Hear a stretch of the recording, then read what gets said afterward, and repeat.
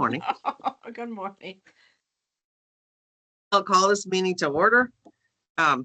Sarah, will you call the roll? Yes, I will. All right, so we have County Manager Chris Corpola. We've got County Board Chair Kelly McCullough. We've got Chief Colossus joining us from UW Stout. We've got Sheriff Bigd. We've got Public Defender John Lundeen. We've got Lindsay Wyatt. She is our public health educator and guest. She'll be talking with us in just a little bit. We have Katie Shalley, Clerk of Courts. We have Judge Meyer, Chair of the CJCC, and we have Director Paula Winter at this point. And looks like Michelle Barrow with DOC is joining us as well. That is the call of the roll. All right. Did everybody receive copies of the minutes from December and March? Yes. Is there a motion to approve those minutes? So moved. Second. For both of them? Yes. Yes, Sheriff, for both Yes. of them? All right.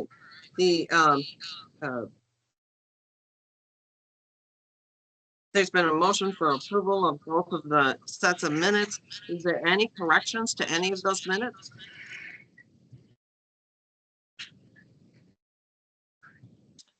Not seeing any. I will call a question. All those in favor signify by saying aye. Aye. Aye. Any opposed? None opposed, so the minutes are approved. Is there any public comment, Sarah? No public comment. All right, moving on to consideration for actions to be taken by the committee. And we have a action plan for approving the 2025 CJCC goals. You have anything you want to talk about with that, Sarah? Yeah, so this, the Crime Prevention Fund Board oversight was tabled at our last meeting because we wanted to determine if these meetings needed to be public. And I think the consensus was, yes, that they would need to be public. And that was through our county manager, assistant county manager, and corp counsel took a look at the regulations there. So that being said, I'm going to just quickly switch to show you the slide. It was in the meeting packet as far as what we're looking for with the Crime Prevention Board. But essentially we're looking at an oversight role for the CJCC where we'll help organize, set up and announce these public meetings. There is specific membership that is outlined in the statute that governs the Crime Prevention Board.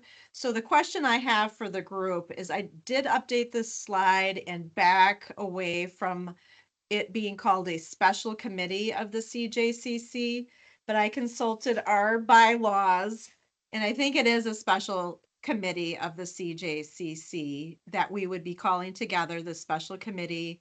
We would be operating the crime prevention requirements, the board requirements. And looking at our bylaws, one role of our executive committee is to recommend the formation of work groups and special committees.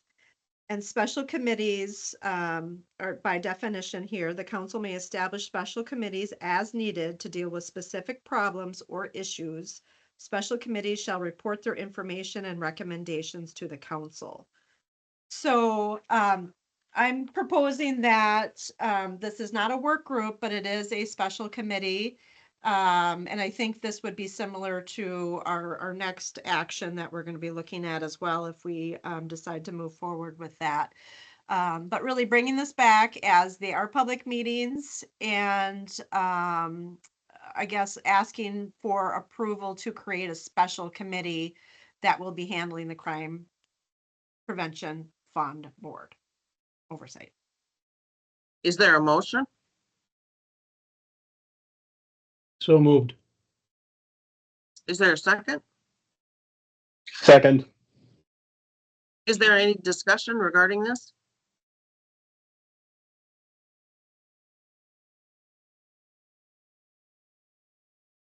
We're an awful quiet group today. And so since there's no discussion, I'll call the vote as, all those in favor signifying by saying aye. Aye. Aye. Any opposed? And so that motion passes. We are now have a special work group for the Dunn County Crime Prevention Funding Board. We also need to consider an action regarding overdose fatality review. Sarah, do you have anything you want to talk about with that? Sure. So I'll just queue up Lindsay here. It doesn't appear that KT Gallagher, Public Health Director, is on the call, but we were, I guess, had a meeting with Public Health. They are looking at establishing a overdose fatality review team, and there is some governance requirements of that group. So Director Paula Winter, myself, and KT Gallagher had a quick meeting just talking about where that might be most appropriate, whether it be the Health and Human Service Board or some other human service type, governance. But it sounds like a lot of the players that need to be part of the overdose fatality review governance board are already members of the CJCC. So it seemed like it was a more of a natural fit to fit it in with this group. But we're going to hear from Lindsay on really what the overdose fatality review team is, what the ask is of this group, and then we'll be able to have discussion and weigh in. So I'll turn it over to Lindsay. Hello, everyone. Thank you for having me in this space today. I'm not going to lie, my meetings are typically more informal than the full Robert's Rules processes, so I appreciate the patience while I get caught up to speed. Shaking heads, either with putting hands up or whatever, do y'all know what an overdose fatality review team is? Have you heard of it before? Are you aware kind of that process? Do we have anybody? Go ahead. You tell us. Okay, so an overdose fatality review team is specifically a team of interdisciplinary individuals across healthcare, public health, law enforcement, schools, to look at the factors that could have contributed to a fatal overdose.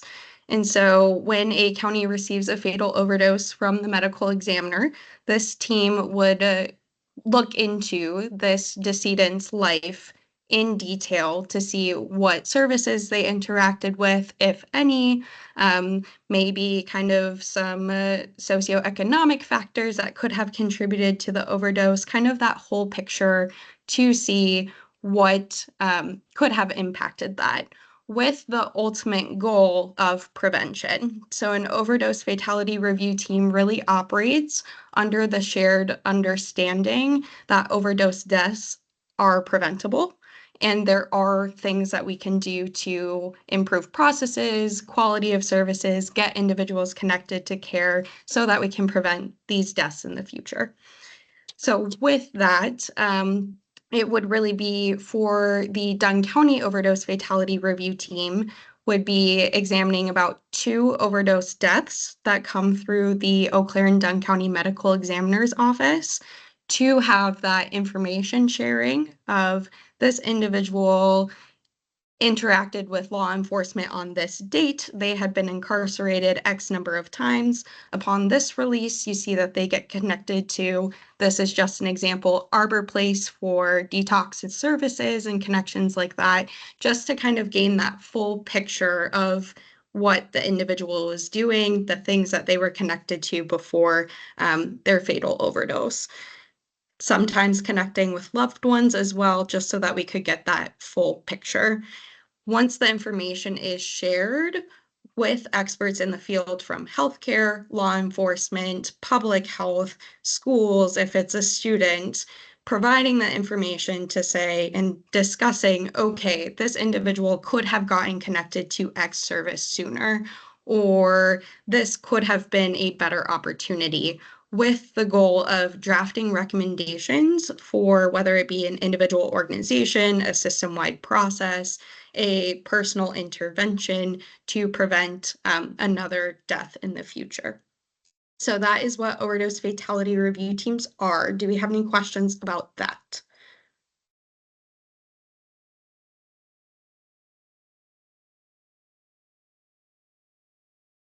Thank you for that comment. So with law enforcement investigations, I would ask on our law enforcement partners to provide that answer. What I can tell you that was prompted by this question is that Dunn County does not currently have any fatal review team, whether that be suicides, child, maternal mortality. And so our goal here is that we have the funding through opioid settlement dollars to get this overdose fatality review team off the ground, that hopefully if it is successful, we could expand that to some of our other preventable deaths in the county as well. Another thing that I would like to say, Officer Colosis, did I say that right? You did. That was perfect. Perfect. Another thing with that is the answer to the question that you have is through the overdose fatality review team. The goal would be to have those experts in the same space to be able to tell, yes, law enforcement did investigate this death. They are currently working on XYZ alternative or solution to this problem, so that individuals from other fields of expertise that might have interacted with this individual could also understand that. And if law enforcement really feels strongly that this is an important recommendation, there could be a conversation and a discussion about that as well. Thanks for answering that.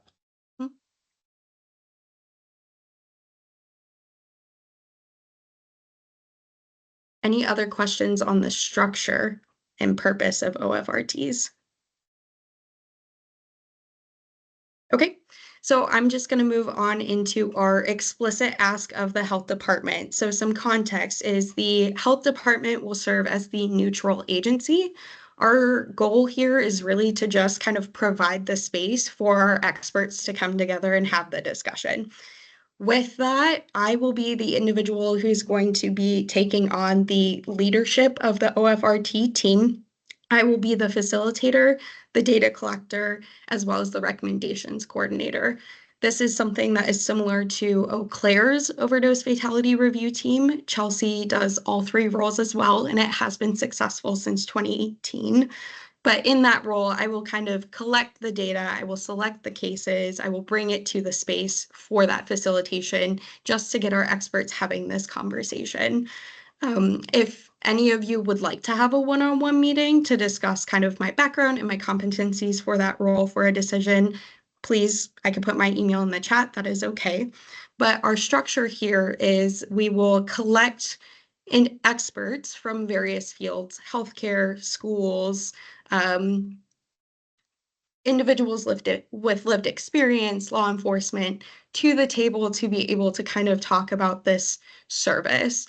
The ask here for the CJCC is that we do ask for a governing committee simply to be able to review the recommendations that this overdose fatality review team compiles. What this would be is that, you know, let's say law enforcement really says we need to be investigating these overdose deaths and seeking out the dealers and charging them. If that is something that the overdose fatality review team believes to be an effective recommendation, we would then bring it to the CJCC governing committee to have that discussion of, is this practical? What are our limitations? Are there funding streams that grant opportunities that we could be connected to be able to move this effort forward? So the specific ask from CJCC is simply kind of that oversight of, yes, this is feasible. No, it's not feasible. Yes, we could do this, but we might have to wait. No, we don't think this is something that could be implemented at all. And just kind of that oversight committee. Our goal here is to make this overdose fatality review team as seamless as possible for all entities involved.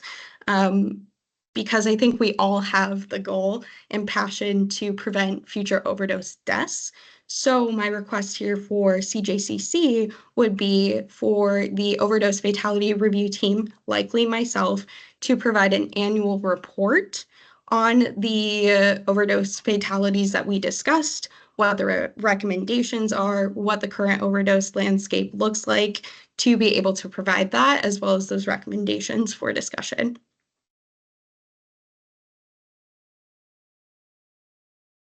I would just Did you- also add that this is one of the best practices out there as far as what communities can do to come around to examine those overdose deaths and prevent them.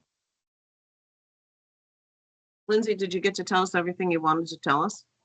Yeah, I would say the last thing for me is I believe that Dunn County has a unique opportunity that a lot of counties do not have, is we do have, while no overdose fatality is acceptable or makes us feel good, we do have a lower number than some counties. So I do think that this gives us the opportunity to look at this in depth to be able to prevent, instead of, let's say Milwaukee County could have 24. They're not going to be able to review 24 overdose fatality fatalities in depth. So I would just say my excitement for Dunn County's opportunity truly is our ability to really take the time to get there with the resources that we have without it being an extra burden on a lot of individuals' plate. And that's it. Thank you. Is there a motion?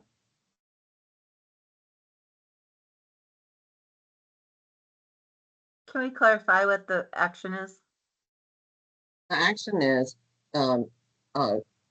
creating a specialized group, and that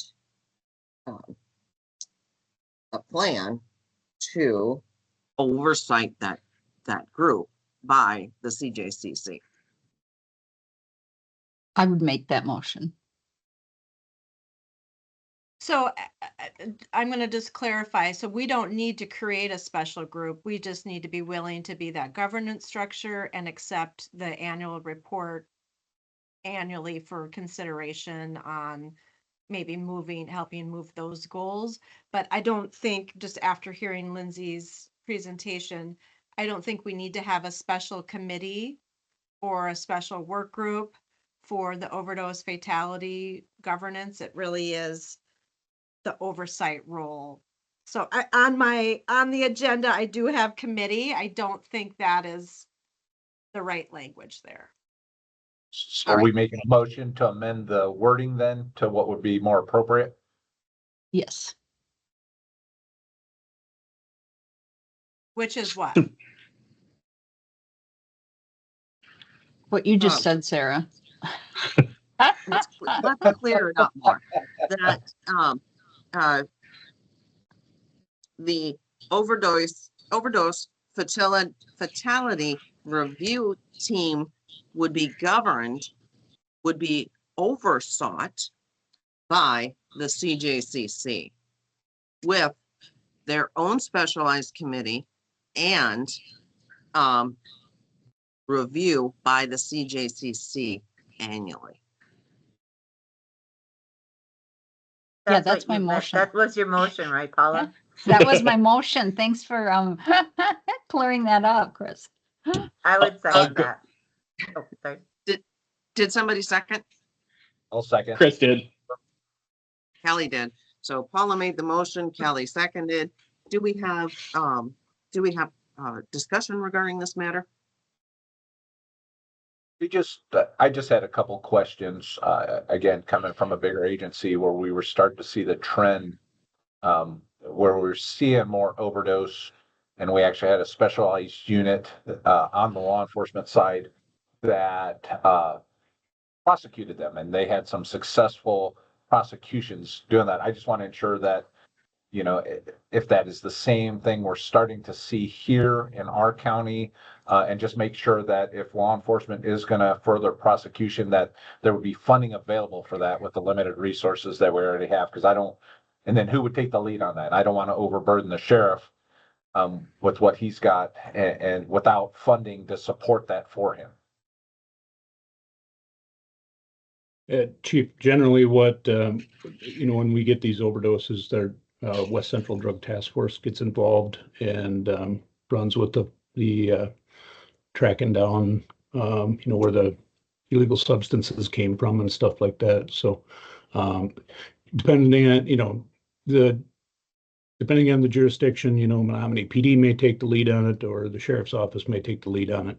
But West Central Drug Task Force will be involved in it, and it's a multi-agency conglomeration. So,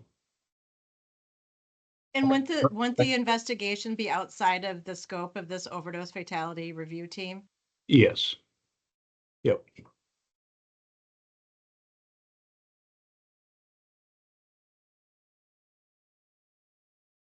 Chief, did you have another question? No, that was it. I was just wanted to find out what our follow-up was, and you answered that for me, so I appreciate it, Sheriff. You bet. Is there any other discussion? Hearing none. All those in favor signify by saying aye. Aye. Aye. Any opposed? That motion passes. Sarah, the next thing on our agenda is the CJCC 2024 annual report, and you're doing a presentation to the county board on May 21st of 2025. That is correct. And one of the, I guess, responsibilities of our executive committee is just to ensure that annual report is carried out. So we are scheduled for the May County Board meeting. But this really is an opportunity to gather any feedback or thoughts or recommendations from this committee as far as what they'd like to see in the annual report.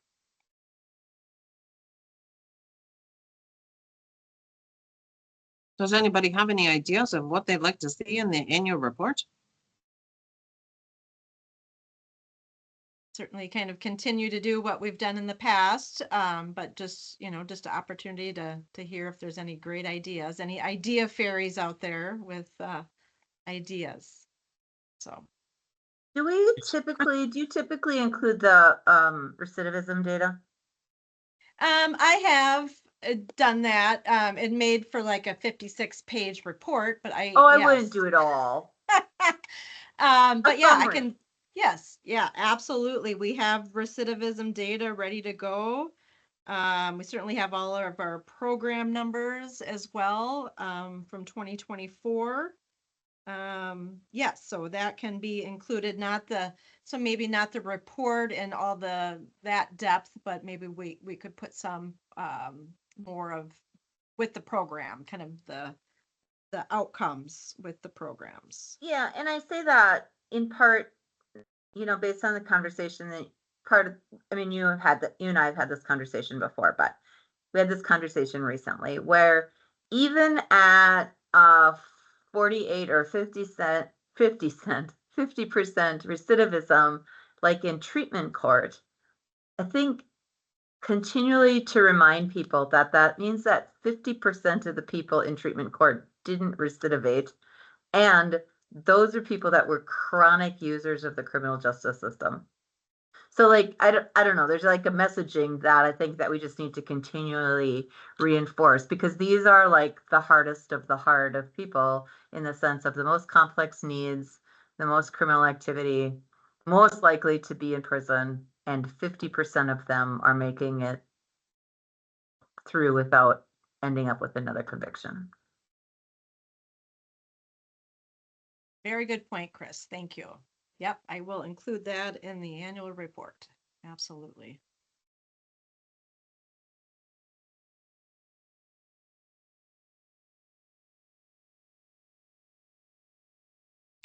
Any other idea fairies?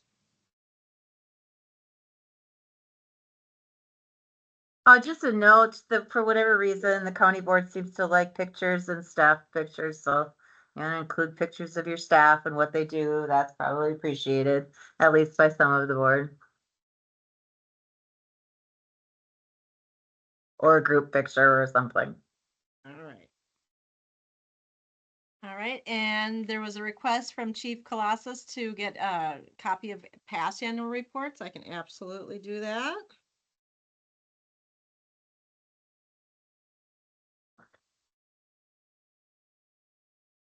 Okay. Thank you very Is there much. anything else on that, Sarah? Nope. All right, number 7 is update on the 2025 CJCC goals. Okay, so these were previously approved, but we just want to give a quick little update that we did convene the law enforcement deflection work group. So that's mainly sheriff's department staff and Menominee City Police staff. So we had one meeting, and our next one is scheduled tomorrow afternoon. So really honing in on that, kind of that grant deconfliction, and then also trying to get the case manager / social worker helper for behavioral health officers to get that job description ready for HR to post. So that's moving ahead. And then as far as our DNA collection and mapping, I did send out a poll and got results. Judge, I was planning on, I guess, connecting with you and we can look at the options. Of course, it's never getting everybody in the same room at the same time, so we're gonna have to pick and choose kind of the right mix. But we did get responses back on that doodle poll.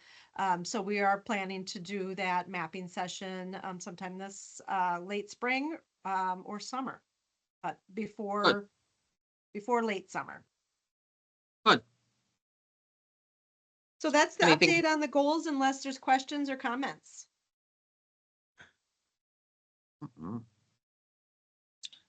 I don't think, Sarah, that we have anything for local challenges, collaborations, or priorities. There, just to give awareness, there was a Vital Strategies grant announcement that is related to the opioid settlement dollars. So Paula set up a meeting where we'll just take a look at that option and report back if there's any recommendations that we're having out of that. Anyone else have any local challenges, collaborations, and priorities? What about emerging trends and opportunities, Sarah? Interestingly, just hearing from some of our area partners, treatment court numbers are down in St. Croix, Pierce County, Eau Claire County.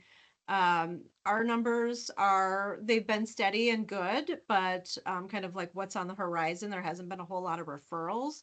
So this has just been kind of an interesting trend that we're seeing not only here in our county, but in other surrounding counties. So just trying to really understand the factors that are going into that, but just wanted to share that with.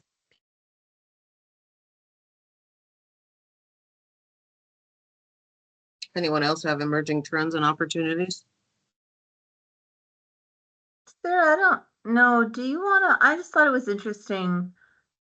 As you were sharing about other county experiences with data and kind of creating the story.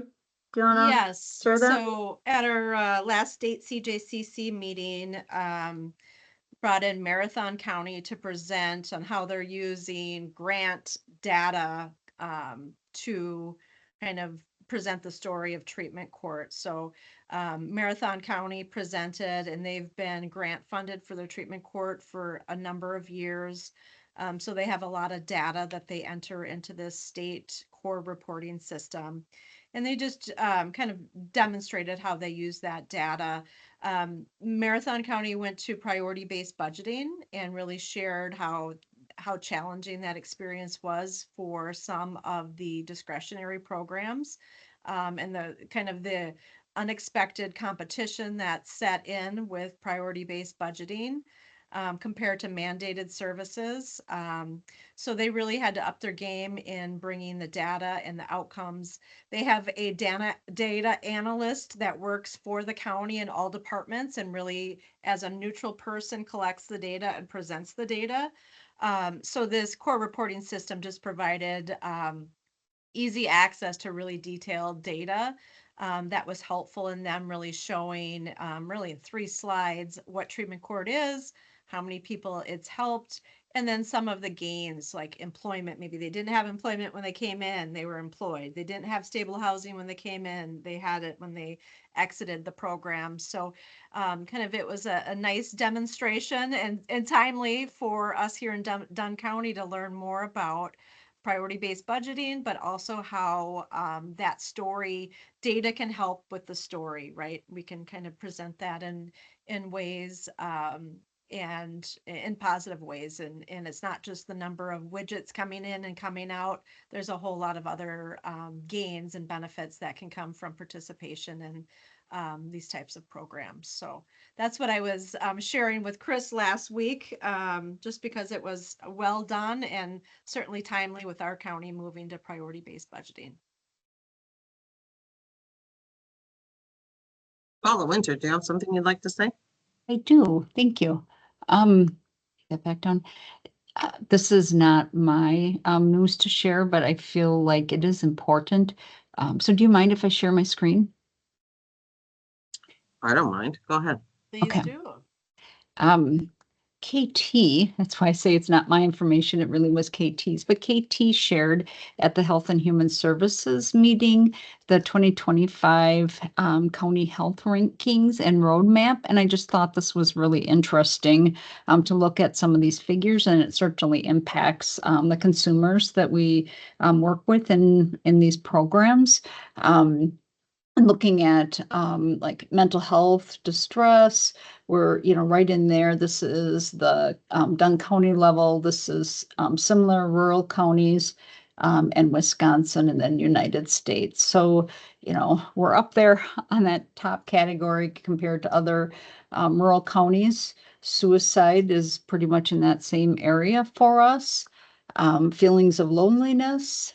When we're looking at mental health and those areas there. And then if you go down to the excessive drinking, this is, a little alarming for me. So in other rural communities, they hit 19% and we're at 24, which is Wisconsin's percent, and then United States 19%. So we're higher than other rural communities. And then alcohol impaired deaths. We're at 41%. And this, it just struck me when I read this with KT presenting this last week. And then certainly the accident over this weekend is got my heart going with this category and what can be done about that. Because that is really high compared to other communities in Wisconsin as a whole. So I just thought that's important to share with you when you look at trends. So thanks for letting me do that. So Paula, can you get that information to Sarah and she can include it in the next operations and executive committee packet? Sure, for sure. Yep. Because it was kind of hard to read because it was small. Oh, I'm sorry. No, it's all good. It was so large on good. my big screen, but I will share it. If we have a physical copy, then we can all look at it.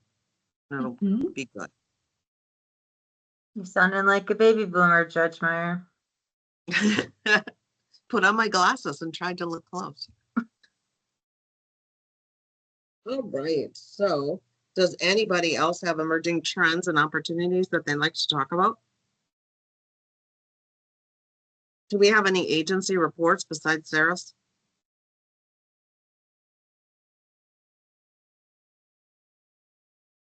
Sarah, do you have a staff report? Yes, I did include the staff report in the packet, and nothing to add. Hopefully people take a few minutes to review that. There's always good information to share, and just want everybody to stay up to date. Anyone have any comments on Sarah's staff report? Any questions? Our quarterly meeting is May 15th. Our next executive and operation committee is June 4th. Does anybody want to adjourn? So Yes. moved. Chris Corporal Sec- is moving. And Sheriff is seconding. I'm not even going to take a vote. I assume everybody agrees. And so we'll adjourn this meeting. I would note that if, it's helpful if everybody has a video feed, because if you're talking and you're in the meeting and you're talking, but you don't have a video feed, it's pretty hard to discern who's talking. And so I think it would be great if everybody would have a video feed. Turn your Word. cameras on is what you're saying. I thought I said it really politely, but You Yeah. did. You did. Second, I'll second it, even though I was a violator. I was hoping you'd come with a video feed next time. All right, so we're adjourned and we'll see you in May. See y'all next time. Yep. Thank Yeah. you. Bye-bye. Bye-bye.